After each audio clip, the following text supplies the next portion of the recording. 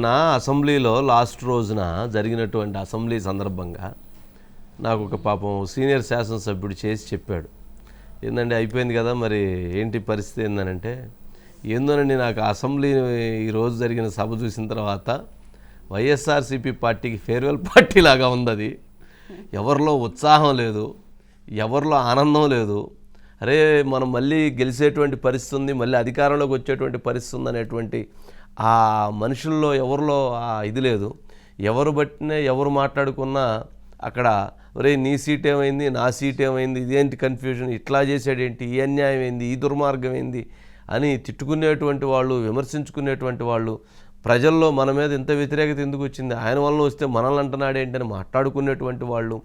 అదేవిధంగా అసలు తెలుగుదేశం, జనసేన, బీజేపీ కలిసిన తర్వాత మీ సమీకరణాలు ఏంది, మా సమీకరణాలు ఏంది, అసలు ఓటు మనకు పడేటువంటి ఓటు ఏంది, పడని ఓటు ఏంటి, సంక్షేమం అంటే సంక్షేమం ఎంతవరకు సంక్షేమం, అది ఎంతవరకు మనకు ఓటు వస్తుంది, గతంలో ఉన్నదానికి ఇప్పుడు ఎంత మైనస్ అయింది, ఇలాంటివి అసలు అనేకం. అంటే జనరల్గా ఫేర్వెల్ పార్టీలో జరిగిన మంచి జ్ఞాపకాలని ఇది చేసుకొని ఎంజాయ్ చేసి వెళ్తారు.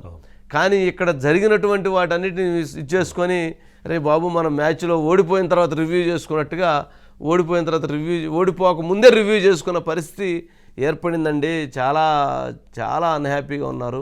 ఆ ఫోటోలు దిగుతున్నప్పుడు కూడా బలవంతాన్ని కెమెరామ్యాన్లు అరే బాబు నవ్వండి అని చెప్పి స్మైల్ ప్లీజ్ అని చెప్పి చేపించి ఇచ్చేశారు.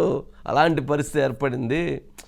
అంటే అలాగా భావన ఏర్పడింది ఎందుకనో అని వారు చెప్తున్నారు. అంటే పార్లమెంట్లో మోదీ గారిని పోయి కలిసినందుకు మాత్రం వారికి తెలియదు రిపోర్ట్స్. ఇక్కడే ఫేర్వెల్ పార్టీ జరిగితే అక్కడ లాస్ట్ మీటింగ్ సారాంశం ఏంటి అని అంటే, అందరూ ముఖ్యమంత్రుల్ని లాస్ట్గా ప్రధానమంత్రి గారు కలుస్తున్నారు. నితీష్ కుమార్ గారు కలిశారు, అంతకుముందు ఇంకోరిని కలిశారు, అట్లా మొత్తం 2-3 డేస్కి కలుస్తూ ఉన్నారు. దానిలో భాగంగా రాష్ట్రానికి సంబంధించిన అంశాల మీద కలిశారు. కానీ జగన్మోహన్ రెడ్డి గారి విషయంలో నరేంద్ర మోదీ గారి కొంత అభిమానము, కొంత ప్రేమ ఉన్నమాట వాస్తవమే. ఎందుకనంటే 5 సంవత్సరాలుగా ఆయన ఏమి చేసినా కానీ ఆయన సపోర్ట్ చేస్తూనే వచ్చాడు. ఆయనకి ఏ రకమైనటువంటి ఆర్థిక ప్రయోజనాలు కావాలన్నా కానీ ఆర్థిక ప్రయోజనాలు అందజేస్తూనే వచ్చారు. కానీ గెలిచేటువంటి వాటిని పట్టుకోవటం వాళ్ళకి అలవాటు. అంతేగాని అక్కడ గెలిచేటువంటిది నేను India today survey BJP, Janasena, TDP గెలుస్తుందని చెప్పారు.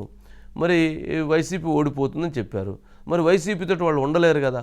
సరే ప్రస్తుతం ఎన్నికల వరకు ఇలా కానీ తర్వాత చూద్దాంలే అని చెప్పేదానికి అవకాశం ఉంది.